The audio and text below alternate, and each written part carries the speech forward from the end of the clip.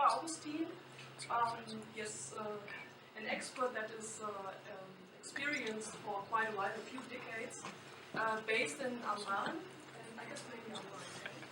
And, but having worked in the whole Middle East, will present today about, let's say, the changing approaches based on very pragmatic considerations, considering, let's say, political changes, societal changes, but also the whole changing paradigms of how strategic planning is somehow facing or dealing with. And just a very brief introduction.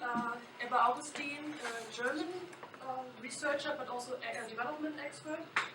She is working as or her position is at the moment being CEO of an Amman-based firm called Sana. I'm sorry. But it works. And which is partly non-profit oriented, but also profit oriented. And for example, I know Ebba from my work in Syria.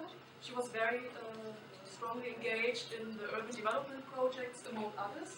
So we had a very fruitful, very lively collaboration. And so I'm really looking forward to listening to your presentation today. And her work will show within the presentation, so I will refrain from giving too many details.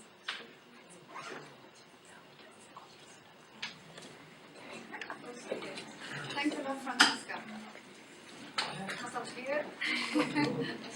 Good afternoon. I hope I have put together, after Franziska asked me to come and present my experience in strategic planning in the Arab world in the last 2.5 decades. So I have tried to put together what I thought was the most interesting. It has also been a learning experience for me, because often you do not really reflect on what you are doing. So whatever I did not capture in my presentation, I hope you will be able to ask afterwards. So please, if there's anything you need clarification, you want examples or more in-depth analysis, please take a note on the notepads, and as soon as I finish with the presentation, we can go ahead. I have been working in the Arab world since '87, when I started my PhD on the political mobilization of Palestinian women during the first Intifada. And as you can imagine, when you go through a period of very intense social and political developments, and a little bit like the Arab Spring, a lot of hope. I got really interested in the Middle East, and I got some friends and colleagues. And with a few years in Africa and in Asia, I have returned to the Middle East, and we came from Africa and have worked settled in Cairo for 8 years, and now we are 11 years, I believe, in Amman. So what I would like to share with you is my experience in strategic planning, not only in urban planning, but also in all kinds of planning. And I would like to give you a short introduction so that you know what my analysis is comprising. Just very briefly on the content, I would like to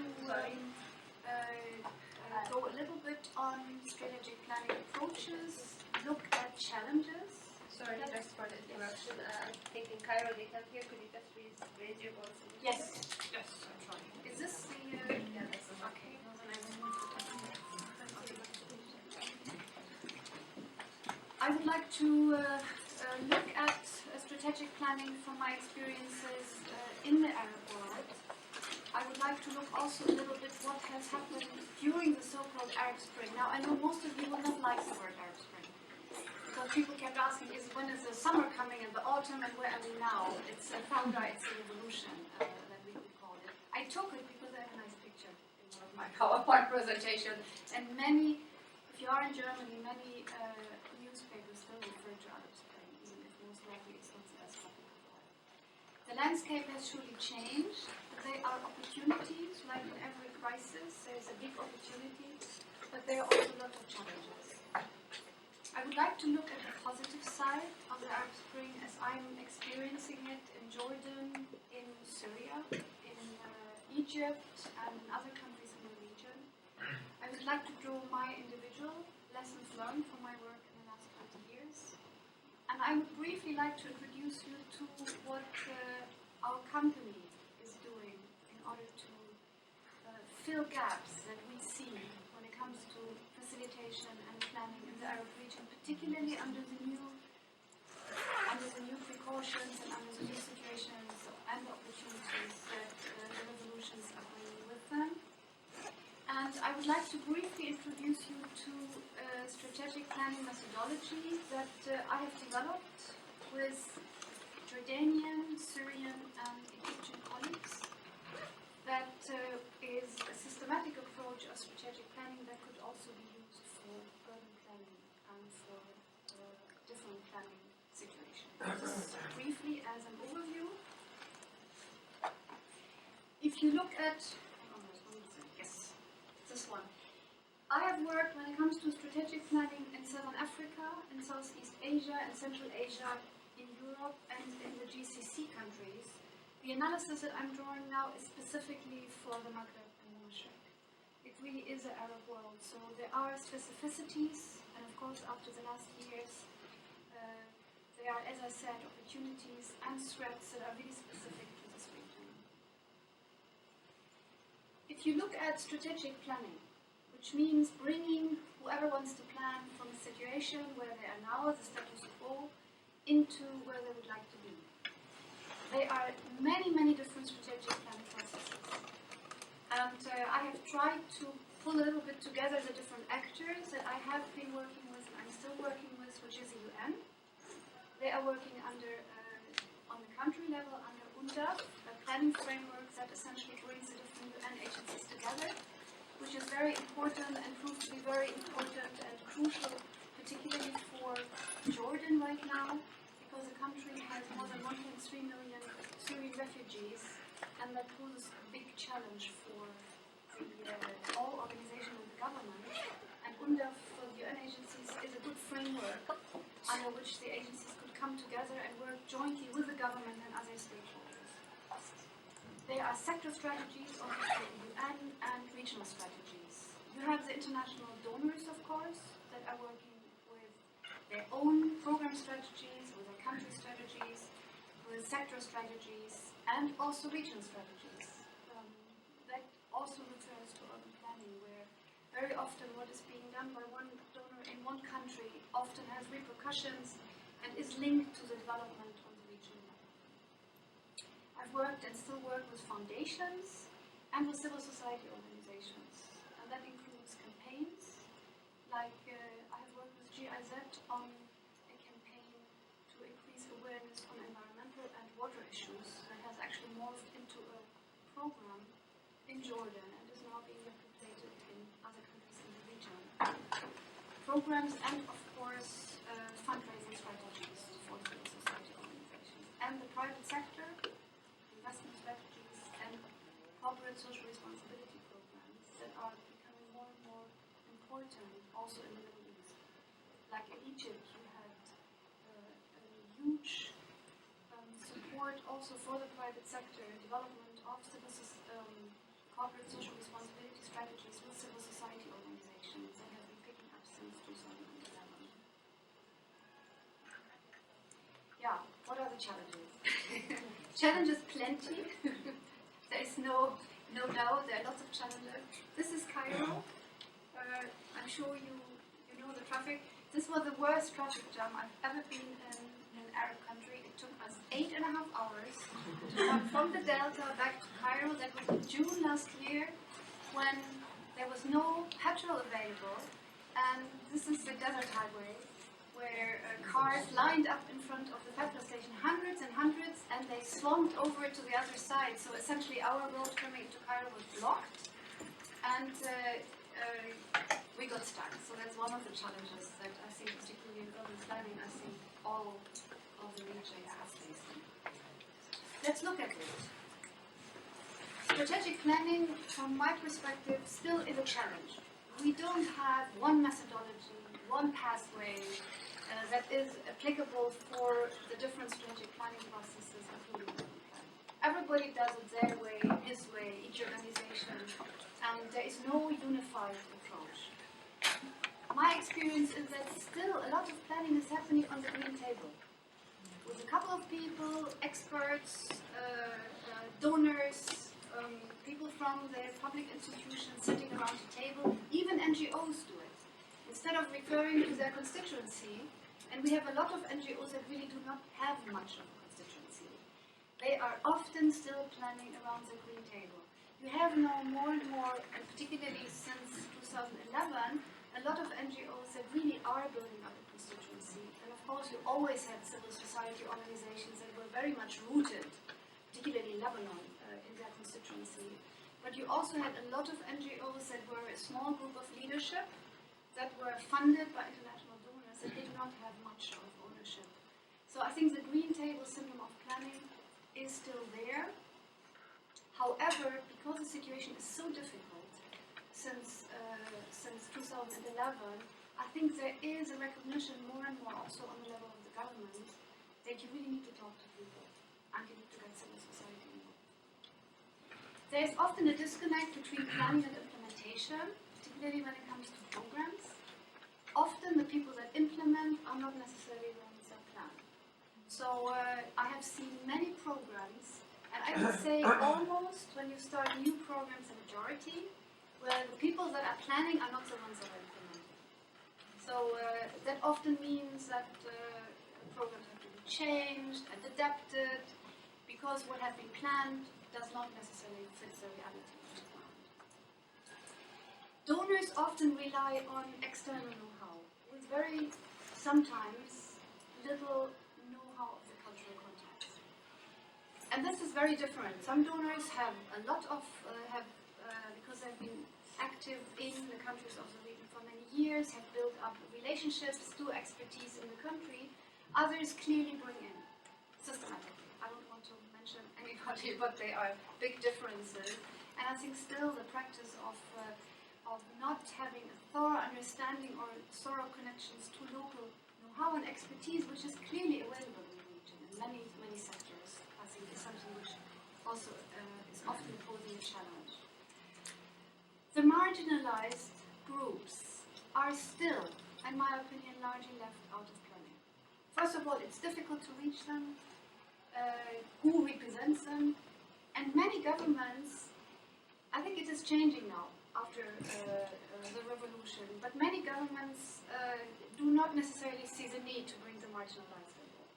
I think it's changing in Tunisia, I think it's changing in Morocco, I think you can also see it changing in Jordan. But in general, many of the poor still don't have a voice, and I think it's really important to have some, to bring them in. I found that the concept of inclusion is something which in many Arab countries is not a concept that people are familiar with. Inclusion refers to my tribe, to my family, to my particular group. There is a lot of particular interest. This idea of inclusion that you have that you reach across different classes, like an umbrella, you get the interest of everybody in, is still something which I think a concept which needs further discussion. Learning organizations are rare. I think everybody's struggling with it, but on the ministerial level, in the public institutions, in the level of NGOs, learning from what you're doing, and that includes in urban planning, is something which is often linked to people, and when they leave, it all falls apart.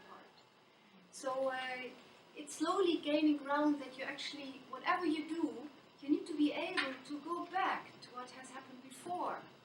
Take in the lessons learned and do not replicate the mistakes that people have made, either in your own organization or in your country again. This historical perspective is really important, and that's something which often I ask people, what has happened in the last 10 years when we plan? What has worked, what didn't? You don't want to start all over again, and then, people look into their files and dig here and there, and often they don't find it, or they say, oh, Mr. So-and-so, or Dr. So-and-so, or Mrs. So-and-so, they might know, let's contact them.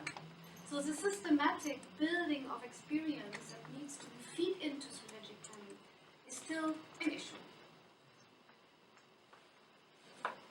In most programs, and that includes government programs, and that includes urban planning, there is rarely an ex post evaluation. So I have seen programs that have run for 15 years, and when programs stop, you should look after a year, after 3 years. What happened? Are they still there? Is what we were planning to do really achieved or not? And I've seen programs that really, after a couple of months, when the donor or the ministry pulled back, have collapsed. And rarely, because there is no ex post evaluation, donors or public institutions come in and salvage what is there and start building it up again and learn from the past. I think that really is an issue that I hope will be tackled in the coming years. When it comes to strategic planning, there are lots of different planning methodologies. Each donor has their own. Most ministries don't really have a strategic planning process. In the Arab world, at least in the countries that are donor dependent or that have a lot of donor money, the planning is done through donors and with experts coming in. And often not a process, 1, 2, 3, 4, 5, that actually can gain the knowledge and experience, build up a history and plan where you want to go, but it is done by donors. And I have seen a number of cases where this would happen, the planning would happen. Let's say you have policy frameworks over the next 15, 20 years planned. They were in English or in French, and they're not translated into Arabic. So the people in the ministries or in the institutions cannot read it. And when I ask, we're going into a strategic planning exercise on a lower level in an institution, where is your strategy? You have a 25-year or 15-year strategy. Let's get it out. Oh, I don't know where it is. Oh, I cannot read it. Do you really have one? So clearly, when it comes to strategic planning processes, I think there is quite a bit of room for improvement. Something else, which is, I think, specific, is that we often take a problem focus. And I remember when I started working in development in the late 80s, in the early 90s, we had goal-oriented program planning. And there was one block which was problem analysis. Now I've worked with a group of Syrians in January, and I will show you some of the results. And it was the first time it really struck me that this is a focus which can be very, very damaging. Because they said, if we do a problem analysis, we will not stop until tomorrow afternoon. So we have to have a different approach. It just overwhelmed us. And I think in the last 10 years, we have seen, particularly also in urban planning, that we need to build on people. We need to build on their assets, not on their needs, because we want them as constituents. We want them as citizens. So we have to move away from a needs-based into a constituency and asset-based approach. Then another confusing bit, and I'm sure you will see it and feel it when you look at planning documents, is that there is a Development Assistance Committee, DAC, which has a group of key terms. And actually these key terms should be applicable for everybody who's working in planning, at least for the donors.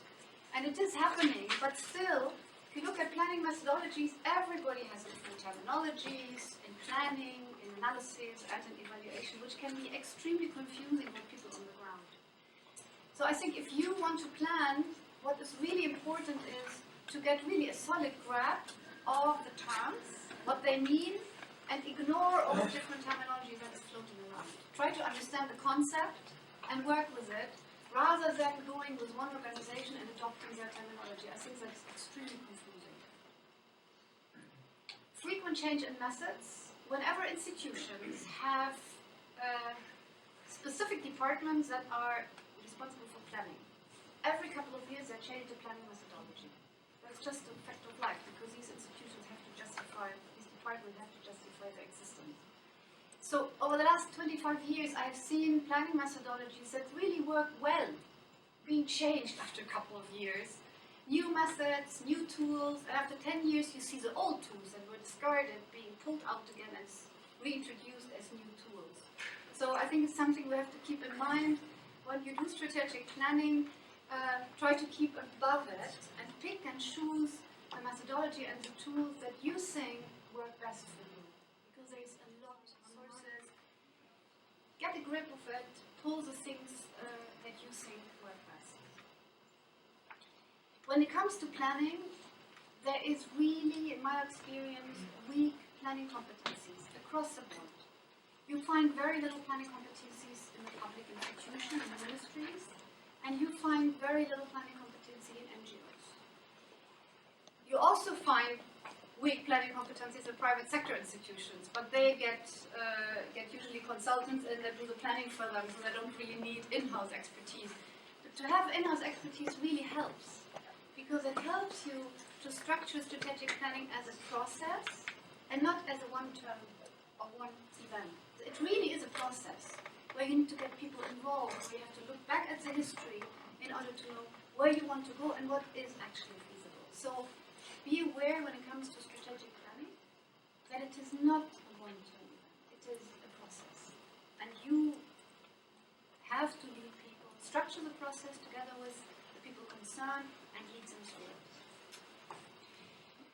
An issue which, of course, I think you are all familiar with, it has been tackled, it's been tackled in the Arab revolutions. It's one of the major issues that most countries are still struggling with. And I think Germany is also not completely free of it, although we have a more active press that can pull things out. I'm coming from Berlin, and our airport is one of them which comes to mind. I think for the young people, the concept of wasta is really a major issue, because you can plan as much as you want. When it comes to implementation, they are very vested interests that are often preventing things that have been agreed upon to be implemented. So this concept of WASTA, and I work with the UN communication team in Jordan, and they have done, as one of the first 7 countries worldwide, the post-15 consultation process with young people in Jordan. More than 5,000 people were asked what are their priorities for the next 20 years after post-15. And one of the biggest issues that the young people said is WASTA. We don't have a future if you don't have the right connection that allow you to take your future. So that is something which is often not talked about, and it's still a very difficult issue to broach. But when it comes to planning, it's really important, because vested interests are very difficult to overcome. I don't think I will. I mean, when you come from Egypt, probably you know. I remember above Manshia Nasser, one of the squatter areas in Cairo, there was a big extension of the squatter planned, because it's a relatively nice area up on the going up on the side of the Nile, and you can overlook the entire Nile Valley. It goes into the desert area, which is pretty fresh air compared to other areas in Cairo. So it was built, and after a short while, it was gentrified. And instead of the slum squatters that could move in, it was occupied by sort of middle class and upper class Egyptians. This is just one example. You plan, and when it comes to implementation, potentially the situation will be completely different. And it's very important in the planning process to make the respective reference to it and try how can we overcome this challenge. Is there anything we can do? Make sure that, particularly when it comes to marginalized group, whatever we plan for them is actually being implemented. This is my last slide on challenges, because we need something positive also. I have seen policy planning that is being driven by donors. I'm not saying that this is always the case, but countries that rely on donor funds are invariably often tempted to have their policies developed by donors. And I have been sitting in meetings where rather than planning for what the country needs in this particular sector, it is which donor can provide which funds under which program. So it is a little bit like putting a puzzle together, but often the puzzle really doesn't fit, you don't see the face. But at least you have something on the ground. This is really a challenge, in particular for countries that are highly dependent on foreign funds. The Gulf countries is a different game of fish to roll. Then, often there is a complete lack of planning, particularly when it comes to the big cities. I remember we have been sitting with one of the governors in Cairo. I'm not saying now whom, but it was one of the biggest governors in Cairo. And he clearly said, planning? No, we have no clue what budget we are getting. So what we do is we hand into the government a huge budget. We talk of several hundred millions Egyptian pounds. And then, we see what's coming out. And whatever money we're getting, essentially it's often sufficient to plug holes. So we call it the fire brigade approach. So whenever a fire is coming, the money is used, but there is no really strategic planning in the sense of what can we do with the huge problems that we have in the informal settlements and in the slum areas.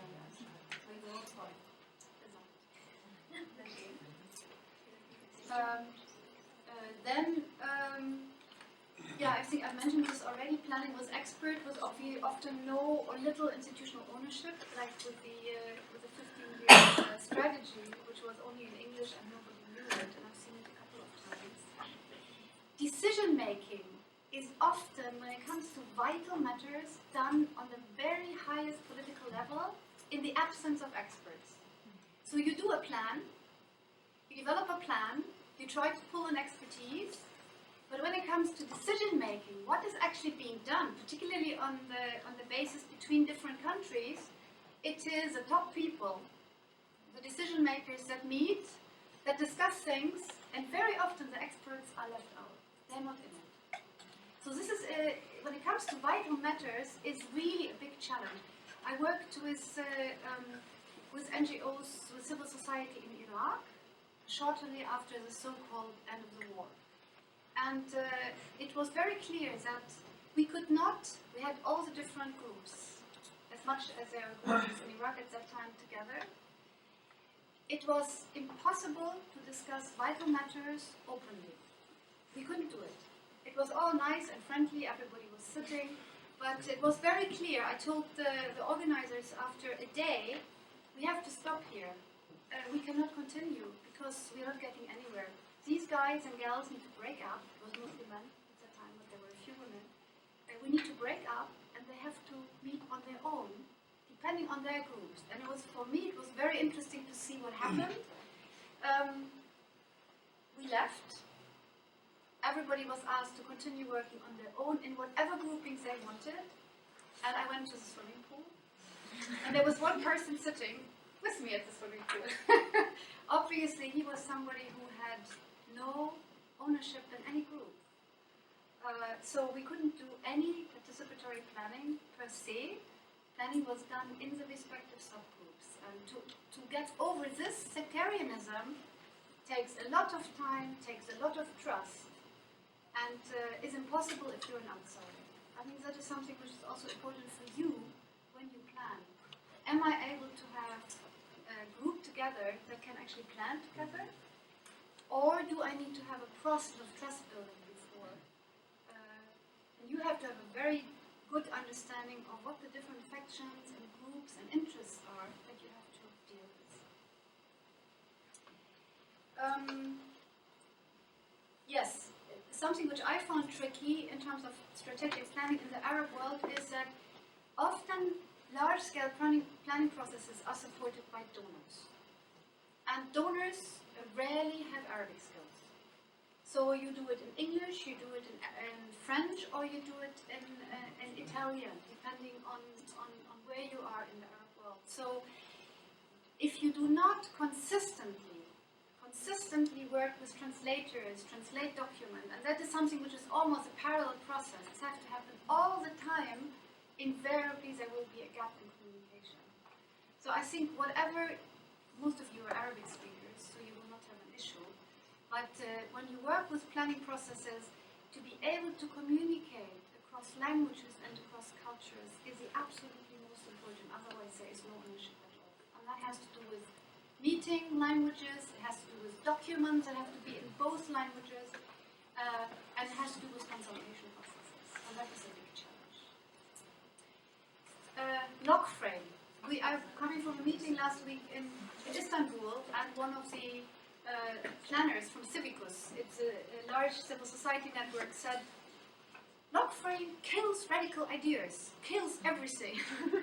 Now, it is true that if we have an understanding that a planning methodology and a plan is like the Bible or like the Quran, we have a problem. We have to see planning methodologies and tools like a log frame, a logic framework, as something which has to be fitting in its rigidity to the situation that you're dealing with. To do a log frame now in Syria is completely futile. The situation is changing on a daily basis, so forget about it.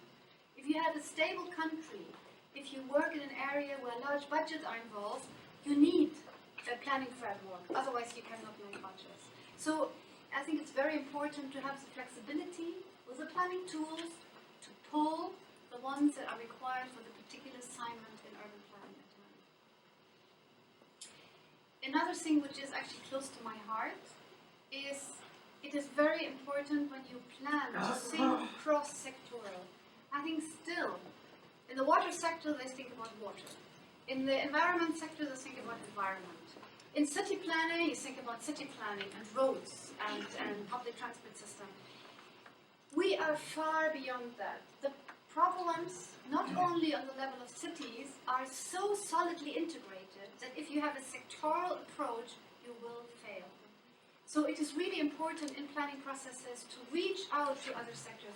Water, environment, business, agriculture are so closely interconnected that it is impossible to take a sectoral view. If you work with public institutions, this is in the Arab world one of the biggest challenges, to bring the different ministries and public institutions that are involved together. It's even a challenge in Germany and in Europe, I know from my colleagues. But in the Arab world it's even more difficult. But I think it can be done and it has to be done. I come from Jordan. I can see the destruction of the environment every month. Every year you can see it, and it pains me, it makes me very sad. I see it in Cairo. The beauty of the Red Sea, it is bit by bit being destroyed, it's going. The beauty of many of the green areas in the Arab world close to cities is being destroyed because there is so little value put on issues where you cannot put a dollar sign on.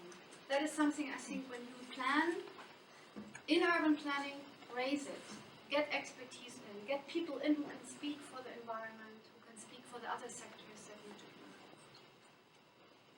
We had a meeting in the with the Ministry of Environment in Jordan recently, and it was made very clear, and I think it stunned all our colleagues, that if you are not able to put a dollar value on anything, it doesn't count. And this came from the highest ranking person that we had in our meeting from the Ministry of Environment. So this is something which I think needs to change. Otherwise the Middle East and the Arab countries might be destroying the last natural resources that they have. And the loss of biodiversity is really a big challenge. And combined with climate change, I think the red alert should go up. And it is something which you cannot ignore also in urban planning. Yeah, and I want to go very quickly through this. Other challenges are who is an expert. Be very clear. Do the people that we pull in, do they have not only the know-how, but also the values and the ethics that are important for you? I have seen people in planning, I also work in the water sector, where we were very, very clearly told we have no interest to put water infrastructure for the poor. Our priority are the rich or the middle class. I was shocked because you rarely hear it in a meeting that somebody is so upfront. And then I said, well, I'm very sorry, but according to our ministry, there have to be a clear benefit offer for the poor. But I was told that this is not the case. I think it's changing. Again, in the last 3 years, there are a number of dynamics, including a discussion on values. But when you pull experts in, make sure that they have also the values that you want to promote in the planning process. Solutions from other countries, be aware, they are not necessarily readily transferable. They are great ideas in the whole world. I think that planners, urban planners should learn with and need to pull in when they plan. But be aware there are framework conditions in the different countries of the Arab world, and the Arab world is very diverse. What works in one country might not work in another. Make sure that whatever you adopt and try to pull in due diligence. And most of all, do no harm. Because a lot of ideas that have been adopted sometimes have more damage than benefit. I felt, this is my experience, that there is a big gap between the older generation in the Arab world and the young generation. In terms of values, in terms of how they communicate, in terms of how they approach planning and how they approach where they would like to go, the society that they would like to see. Still, the old generation is in power, and the old generation calls the shots, in most cases. But I would assume that in the next years, in the next decade, we will really see a clear shift. And I sincerely hope that the development in the next 10 years will help this young generation, which has a different mindset, to come to a forefront. That has to do with data accessibility, data transparency, communication, and also issues of social justice. I would like to come to this in a minute. There are a lot of very, very well qualified people in the different countries in the Middle East, but often they don't have a chance. So when you are involved in strategic planning processes, try to dig who, particularly from the young generation, from university graduates, are somebody that you could pull into the planning process and coach them as you go along, but build on them, rather than ignoring them and going back to the same old figureheads and experts that we know over the last decades. The top-down structure of decision-making in implementation still is a big challenge, but I think all of you know it. I think one possibility that we have only tried to surpass this challenge is to work in the planning process, to work with constituencies that are taken ownership of the planning process and of the results, so that they are defending what you have jointly agreed upon against decision makers that might want to do it differently. I think that is one strategic way to deal with it. I am sure that all of you have been concerned about participation in one form or another, and we will come to different terms under participation later. What does it mean, participation? Participation means that the people that are concerned, that we are planning for, are involved in the planning processes. I think still there is a lot in the countries, again, which are heavily donor dependent. There is quite a bit of agenda setting by donors. And donors have different ideas, so sometimes the agenda is a little bit not linear. It goes in all kind of direction. That is a challenge. I have seen participation sometimes as a hollow process where you have a very elaborate participatory process going on before the planning, but then whatever has come out of it is not fed into the planning. The people that are sitting on the green table are doing it the way they want it. Now, it is changing. I think more and more you can see that people are really taking it serious, planners, because they know if we don't do it, whatever we plan will fail. But be aware, be alert that whatever is coming out of participatory processes is fed into the decision in the planning process. My experience was, and that's something which I struggled with, I have never found an answer. You are somehow trying to be very aware of it and try to deal with it, particularly before the Arab revolutions began in 2011. Quite a bit of participatory planning, when it was supported by authorities, particularly when it comes to the regeneration or integration of urban squatter areas, was driven by security considerations, rather than by a genuine interest to get the needs of people and get them to participate. Let me give you an example. We were in one governor's office, and that office was full of screens, television screens. And I think 40 or 50 screens all over the place. And the screens were all from television cameras all around that person.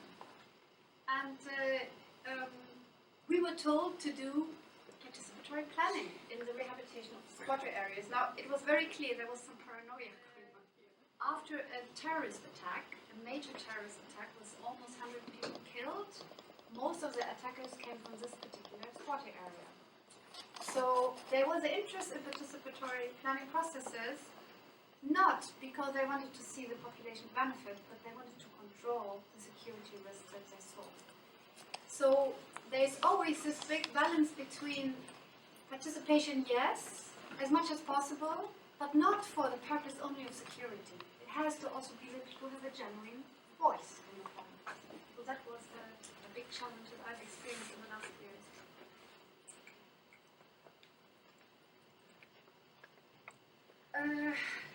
A few notes. Ownership of land is, as you all know, very critical in any urban planning. Who owns what, who has access to what, and in countries that are under strict territorial regimes that are controlled by an elite, of course, land ownership is very political and is usually held by people that are of vested interest for the regime in power.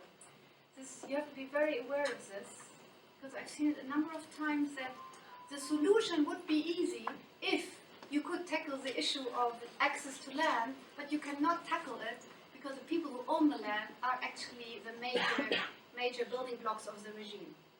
So here, when it comes to participatory urban planning that builds social justice, that builds participation, that builds on ownership of people, this is a very, very political issue. And I sincerely hope that the countries of the Arab world are going into this direction in the next years, because it is, at least from the planning process, really very important.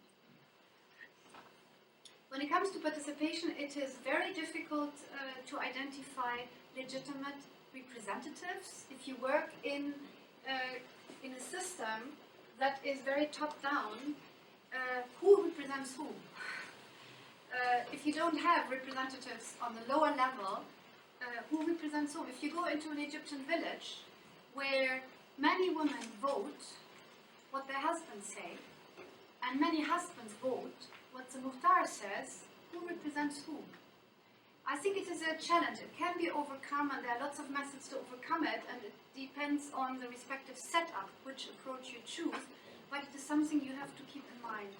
When we do participatory planning processes, who represents whom? Do I really have people who can speak for the rest of the community? I found it in meetings tricky to balance. In participatory planning meetings, where we have lots of people from different social groups together, very often we needed to make specific requirements for the women, because they might not speak up in front of men. So we either had women's-only meetings.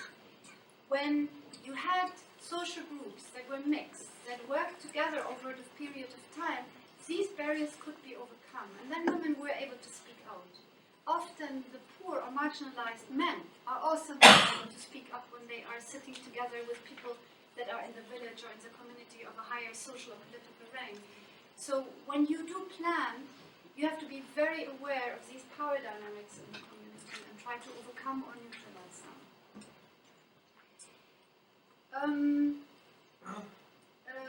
What really was a challenge is that in the Arab world, I think the last, correct me if I'm wrong, I think the last department of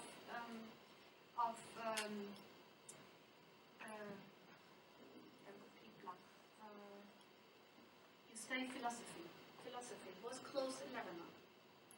So you have rarely in the universities in the Arab world, students are rarely taught critical thinking. I found a big challenge when Franziska, you might remember that when we were in Aleppo, that when you do strategic planning, you need to be able to deal with very complex reality, and you need to structure it in such a way that people are able to comprehend it and move forward with it. It's a process from extreme complexity to making a very complex situation easier, and then making decisions. And this is a skill which is not taught in schools that are primarily geared towards rote learning, and it's not trained in many universities. So you have excellent facilitators that are maîtres de conférenciers, rather than, you know, leading through a very analytical process. And that is a challenge actually that I find that we still face it, and we are trying to work with it. How are we in terms of time?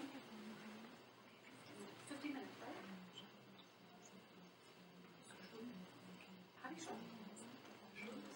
Okay, no, that's I make it very quick. Okay, very quickly, because we want to have time to discuss also. I found in the last years, since the Arab revolutions, that there is the discussion around citizenship emerging. It is not anymore the family, the religious institution, but people want to feel part of a larger entity. It's being squashed in many instances. There is a lot of counter-movement. But this issue of who is a citizen and what are citizens' rights and responsibilities is being discussed. We are having more and more depolarizations in the Arab world between different religions, between religious and secular groups, and also between different ethnic groups. Now, what I found encouraging is that more and more this concept of social justice is emerging, because social justice is something, fairness, that people can buy into. Whatever, if they're religious or secular, it is a point that you can stand in. So I think when it comes to planning, strategic planning, social justice is a concept that should be integrated into the planning process. The big challenge I found is that in many Arab countries, the concept of public good does not exist. It really is a challenge, because most of the problems that you face in urban planning are problems that go beyond one family or a tribe or a religious group. Air pollution doesn't have a boundary. Water pollution doesn't have a boundary. It is something which has to be tackled by everybody. People have to abide by the rules. And this is often not happening. I think it is coming, as we will see. But it still is a concept that is emerging, rather than is already there. Still, loyalties are with my respective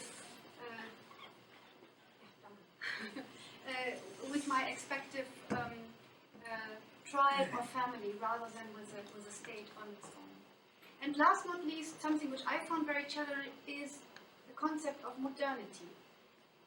If you look at yourself, and if you would have a discussion with three of you, you would probably recognize that modernity, where we want to go, the societies that we want to see emerging, you have different ideas about it, and it will take some time. I found in Jordan, and also in some of the other Arab countries, particularly the ones that are aligned with the West, they look for the United States. And this is a country which is a modernity which is based on technology, it's based on cars, it's based on spaces for cars, but not much spaces for people. I can give you a very short example from the small village that I live on in Jordan. 3 years ago, it was a beautiful village with a small, narrow, winding road with lots of olive trees and pine trees right and left. One day I came back from work, they had knocked down all the olive trees that were standing in front of the house and all the pine trees. The next day a grinder came and a huge swat of concrete was poured through the village. And the concrete went directly to the houses, so the houses had no shade anymore, no pavement anymore, and no space for children or for people that were doing their business to come out and meet. It was only road. Then they put these huge lights that are on our modern highways. Nothing of the village character was left. For 1.5 years, the cars were driving like mad through the village because now we had a racing track. There was no pavement for the kids. I don't know how many children were killed because they have to go to school on this road, and it was so fast. Finally, half a year ago, the authorities recognized that they have a problem at hand, and they put a concrete barrier in the middle, and they put bumps, so you cannot anymore ride. But it is a concept of modernity that has nothing to do with people's needs. The children had no space to go. There is, when I talk to my friends in Jordan that have children, where do I push a trolley? All our pavements are either parked with cars, that sounds familiar probably also from Egypt, or they have trees on them. And so the concept of modernity is something that when it comes to urban planning, you need to negotiate, because it might be a different concept than what you come from your respective cultural background. Briefly, the positives. I think that is important to look at. We have seen in the last years, and particularly since 2011, a huge increase in networks and cooperation across regions. I think that's great. People are learning from each other. It's a big, big change. We can see it in the participatory process in post-15. That's a complete different process also how the Millennium Development Goals were developed, which was essentially a classical around the green table sitting, and environment came in by pure chance. There is an increased cooperation also with civil society, with donors, and with the governments. Governments are recognizing they have to work with civil societies, and donors are becoming more courageous also to work with civil society. That has also its drawbacks, because a lot of genuine civil society organizations with a lot of money are being corrupted, but it is also a big possibility to get more participatory processes. I think the concept of social justice offers a concept also in urban planning to bridge divisions between religions and between ethnical and political groups. And it is being fleshed out now also on the academic level and in civil society. People are demanding to participate more and more. I can give you an example from the Dibin forest in Jordan. King Abdullah has planned Jordan has only 0.2% forest cover. The rest is desert or semi-desert. So it's very tiny. And this beautiful tiny piece is maybe in the Dibin forest in the north of Jordan. And King Abdullah decided to have a military training ground and college in the Dibin forest, which would have knocked down 5,000 trees from the already limited trees. It was the first time that there was a major uproar in civil society. People went on the streets, did petitions, and as a result, the college is still being built, but instead of 5,000, only 500 trees are being knocked down, and the college is largely in the area which has no trees. It's a small, but I think a significant victory. And it came because people felt they could speak out, the fear was gone, and politicians and decision makers are listening. There is a mushrooming of new civil society initiatives, formal and informal. I think that is something which is happening. There are a lot of informal ones, but you need to identify them when you plan. There is a growing awareness also of good governance in civil society and also public institutions. There is discussion about it, and a lot of initiatives are also focusing on good governance. That is a major step forward. And there is a higher willingness from both donors and ministries to participate, to allow for participatory processes in planning. I don't think I need to go onto the negatives. I think you all will.